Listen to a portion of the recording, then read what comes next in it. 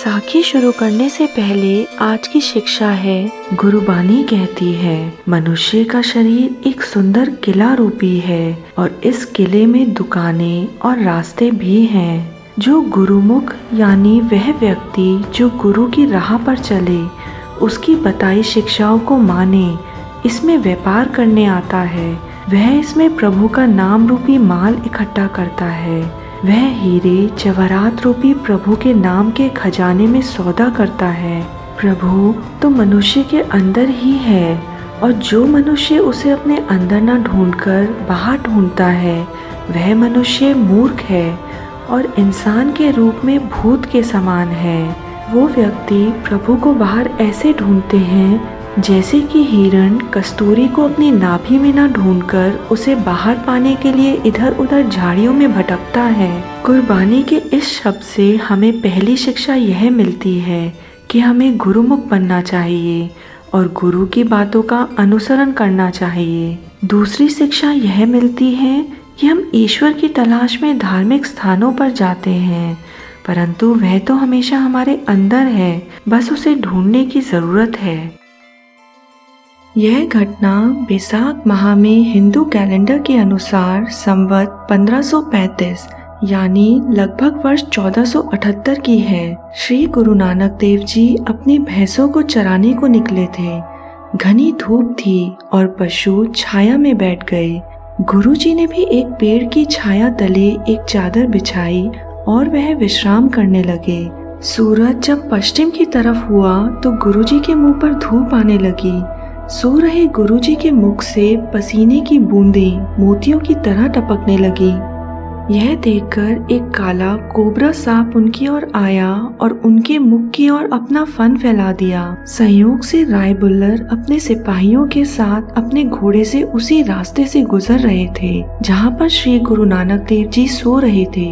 इस दृश्य को देखकर राय बुल्लर ने अपने साथियों से कहा, अगर यह बालक जीवित है तो यह जरूर कोई महापुरुष होगा, नहीं तो सांप इसे डस चुका होगा और इसकी मृत्यु हो चुकी होगी। तभी राय बुल्लर को बताया गया कि यह बालक कोई और नहीं अपितु कालू पटवारी का पुत्र नानक है। सिपाही जब गुरुजी को उठाने गए तो वह सांप वहां से लुप्त हो गया। गुरुजी नींद से जागे और लोक मर्यादा के अनुसार राय बुल्लर को प्रणाम किया। राय बुल्लर ने गुरुजी का माथा चूमा और अपने गले से लगा लिया।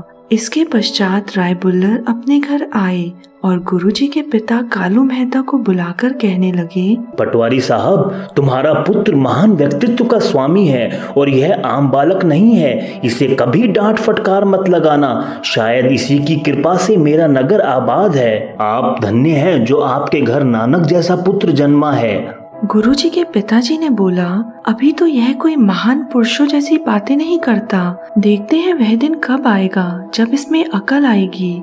इसके पश्चात एक दिन और राय बुल्लर को गुरु नानक देव जी वृक्ष के नीचे सोते दिखाई दिए, परंतु उस दिन भी एक चमत्कार हुआ। जैसे जैसे दिन ढल रहा था वैसे वैसे सभी पेड़ों की छाया दूर होने लगी, परंतु श्री नानक जिस पेड़ के नीचे सो रहे थे उस वृक्ष की छाया दूर नहीं हुई। राय बुल्लर ने इस बात का खूब प्रचार किया कि पटवारी का पुत्र कोई महान व्यक्ति है और आपको बता दें, बहन नानकी गुरुजी की सबसे पहली मुरीद थी, यानी उनकी भक्त थी। और बहन नानकी के पश्चात राय बुल्लर उन कुछ गिने चुने खुशनसीबों में है जिन्होंने गुरुजी के दिव्य रूप को पहचाना और हमेशा उनका साथ दिया। क्या आप जानते हैं कि जिस नाग ने अपना फन फैलाकर गुरुजी के मुख पर छाया दी थी, उसका क्या हुआ? कहा जाता है कि जब गुरुजी संसार को एक करतार का संदेश देने के लिए अपनी उदासियों पर निकले थे, तब वह नाग भी गुरुजी के पीछे पीछे गया था। वक्त गुजरा और अपनी उदासी के दौरान गुरुजी एक गांव पहुंचे और वहां उन्होंने 9 महीने बिताए। अब वह नाग वक्त के साथ बूढ़ा हो चुका था।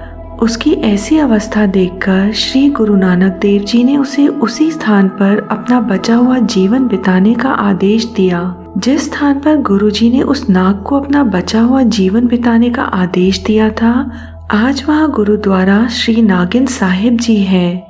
यह गुरुद्वारा पंजाब के एक छोटे से उडोके नाम के गांव में स्थित है।